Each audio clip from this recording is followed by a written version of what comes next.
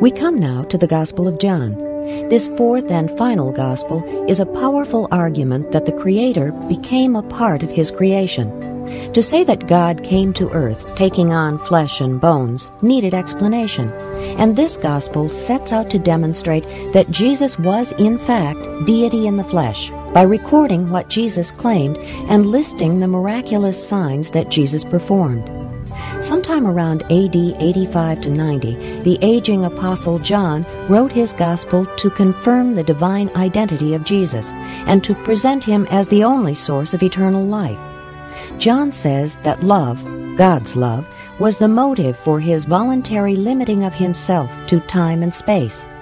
Jesus, as a man who was also God, even aged and was susceptible to sickness and death like any of us.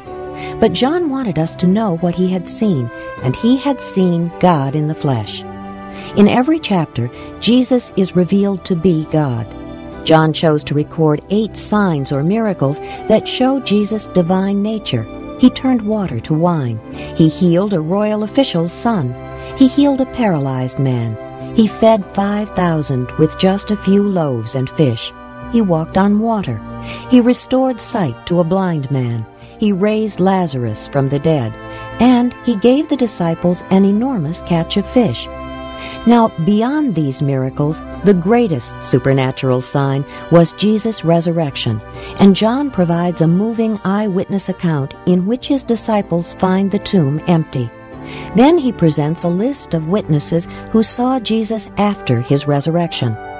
Notice how these signs confirm Jesus' own words when he says, "I am the bread of life, the light of the world, the gate, the resurrection, the vine, as well as the way, the truth, and the life." And now, as you listen, note John's purpose in his own words for telling us about Jesus. John said, "These things are written that you may believe that Jesus is the Christ, the Son of God, and that by believing you may have life in His name." John chapter 1. In the beginning was the Word, and the Word was with God, and the Word was God. He was with God in the beginning. Through Him all things were made. Without Him nothing was made that has been made. In Him was life, and that life was the light of men. The light shines in the darkness, but the darkness has not understood it. There came a man who was sent from God. His name was John. He came as a witness to testify concerning that light, so that through him all men might believe. He himself was not the light. He came only as a witness to the light. The true light that gives light to every man was coming into the world. He was in the world, and though the world was made through him, the world did not recognize him. He came to that which was his own, but his own did not receive him. Yet, to all who received him, to those who believed in his name, he gave the right to become children of God. Children born not of natural descent, nor of human decision or a husband's will, but born of God.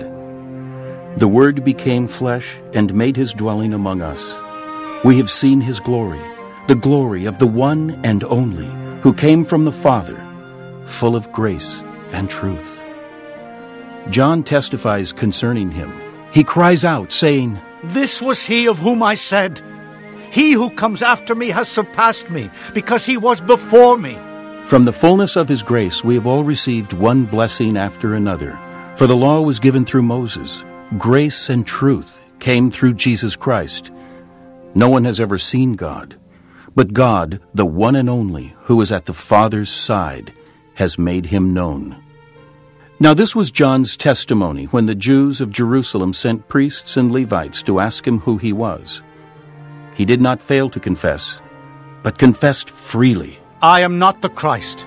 They asked him, "Then who are you? Are you Elijah?" He said, "I am not." "Are you the prophet?" He answered, "No." Finally they said, "Who are you? Give us an answer to take back to those who sent us. What do you say about yourself?" John replied in the words of Isaiah the prophet, "I am the voice of one calling in the desert, 'Make straight the way for the Lord.'" Now some Pharisees who had been sent questioned him. Why then do you baptize if you are not the Christ, nor Elijah, nor the prophet? I baptize with water, John replied. but among you stands one you do not know. He is the one who comes after me, the thongs of whose sandals I am not worthy to untie. This all happened at Bethany on the other side of the Jordan, where John was baptizing. The next day, John saw Jesus coming toward him and said, Look, the Lamb of God, who takes away the sin of the world. This is the one I meant when I said, a man who comes after me has surpassed me, because he was before me. I myself did not know him, but the reason I came baptizing with water was that he might be revealed to Israel. Then John gave this testimony. I saw the Spirit come down from heaven as a dove and remain on him. I would not have known him, except that the one who sent me to baptize with water told me, the man on whom you see the Spirit come down and remain is he who will baptize with the Holy Spirit. I have seen and I testify that this is the Son of God. The next day John was there again with two of his disciples. When he saw Jesus passing by, he said, Look, the Lamb of God. When the two disciples heard him say this, they followed Jesus. Turning around, Jesus saw them following and asked, What do you want? They said, Rabbi, which means teacher. where are you staying? Come, He replied. and you will see. So they went and saw where he was staying and spent that day with him. It was about the 10th hour. Andrew, Simon Peter's brother, was one of the two who heard what John had said and who had followed Jesus.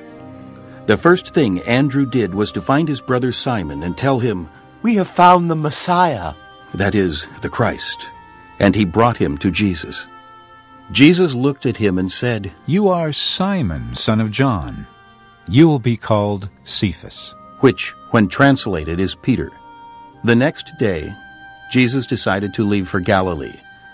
Finding Philip, he said to him, Follow me. Philip, like Andrew and Peter, was from the town of Bethsaida. Philip found Nathanael and told him, We have found the one Moses wrote about in the law, and about whom the prophets also wrote, Jesus of Nazareth, the son of Joseph. Nazareth?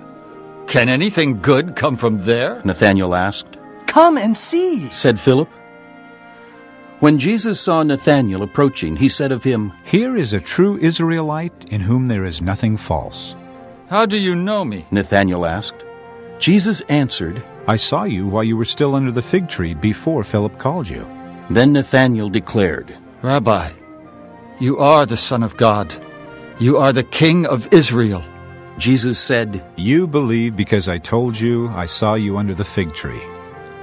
You shall see greater things than that. He then added, I tell you the truth. You shall see heaven open, and the angels of God ascending and descending on the Son of Man. Chapter 2. On the third day, a wedding took place at Cana in Galilee. Jesus' mother was there, and Jesus and his disciples had also been invited to the wedding. When the wine was gone, Jesus' mother said to him, They have no more wine. Dear woman, why do you involve me? Jesus replied. My time has not yet come.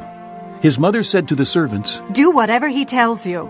Nearby stood 6 stone water jars, the kind used by the Jews for ceremonial washing, each holding from 20 to 30 gallons. Jesus said to the servants, Fill the jars with water. So they filled them to the brim. Then he told them, Now draw some out and take it to the master of the banquet. They did so, and the master of the banquet tasted the water that had been turned into wine. He did not realize where it had come from, though the servants who had drawn the water knew. Then he called the bridegroom aside and said, Everyone brings out the choice wine first, and then the cheaper wine after the guests have had too much to drink. But you have saved the best till now. This, the first of his miraculous signs, Jesus performed at Cana in Galilee. He thus revealed his glory, and his disciples put their faith in him. After this, he went down to Capernaum with his mother and brothers and his disciples. There they stayed for a few days. When it was almost time for the Jewish Passover, Jesus went up to Jerusalem. In the temple courts, he found men selling cattle, sheep, and doves, and others sitting at tables exchanging money. So he made a whip out of cords, and drove all from the temple area, both sheep and cattle. He scattered the coins of the money changers and overturned their tables. To those who sold doves he said, "Get these out of here! How dare you turn my father's house into a market?" His disciples remembered that it is written, "Zeal for your house will consume me." Then the Jews demanded of him, "What miraculous sign can you show us to prove your authority to do all this?" Jesus answered them, "Destroy this temple, and I will raise it again in 3 days." The Jews replied, "It has taken 46 years to build this temple, and you are going to raise it in 3 days?" But the temple he had spoken of was his body. After he was raised from the dead, his disciples recalled what he had said. Then they believed the scripture and the words that Jesus had spoken. Now, while he was in Jerusalem at the Passover feast, many people saw the miraculous signs he was doing and believed in his name. But Jesus would not entrust himself to them, for he knew all men.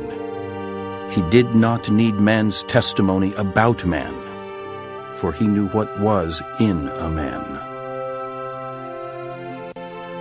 Chapter 3. Now, there was a man of the Pharisees named Nicodemus, a member of the Jewish ruling council. He came to Jesus at night and said, "Rabbi, we know you are a teacher who has come from God. For no one could perform the miraculous signs you are doing if God were not with him." In reply, Jesus declared, "I tell you the truth. No one can see the kingdom of God unless he is born again." "How can a man be born when he is old?" Nicodemus asked. "Surely he cannot enter a second time into his mother's womb to be born." Jesus answered, "I tell you the truth. No one can enter the kingdom of God unless he is born of water and the Spirit. Flesh gives birth to flesh, but the Spirit gives birth to spirit. You should not be surprised at my saying you must be born again. The wind blows wherever it pleases. You hear its sound, but you cannot tell where it comes from or where it is going. So it is with everyone born of the Spirit." "How can this be?" Nicodemus asked. "You are Israel's teacher?" said Jesus. "And do you not understand these things? I tell you the truth. We speak of what we know, and we testify to what we have seen. But still you people do not accept our testimony. I have spoken to you of earthly things, and you do not believe. How then will you believe if I speak of heavenly things? No one has ever gone into heaven except the one who came from heaven, the Son of Man. Just as Moses lifted up the snake in the desert, so the Son of Man must be lifted up, that everyone who believes in him may have eternal life. For God so loved the world that he gave his one and only Son, that whoever believes in him shall not perish, but have eternal life. For God did not send his Son into the world to condemn the world, but to save the world through him. Whoever believes in him is not condemned. But whoever does not believe stands condemned already, because he has not believed in the name of God's one and only Son. This is the verdict. Light has come into the world, but men loved darkness instead of light because their deeds were evil. Everyone who does evil hates the light, and will not come into the light for fear that his deeds will be exposed. But whoever lives by the truth comes into the light, so that it may be seen plainly that what he has done has been done through God." After this, Jesus and his disciples went out into the Judean countryside, where he spent some time with them and baptized. Now, John also was baptizing at Enon near Salem, because there was plenty of water, and people were constantly coming to be baptized. This was before John was put in prison. An argument developed between some of John's disciples and a certain Jew over the matter of ceremonial washing. They came to John and said to him, "Rabbi, that man who was with you on the other side of the Jordan, the one you testified about, well, he is baptized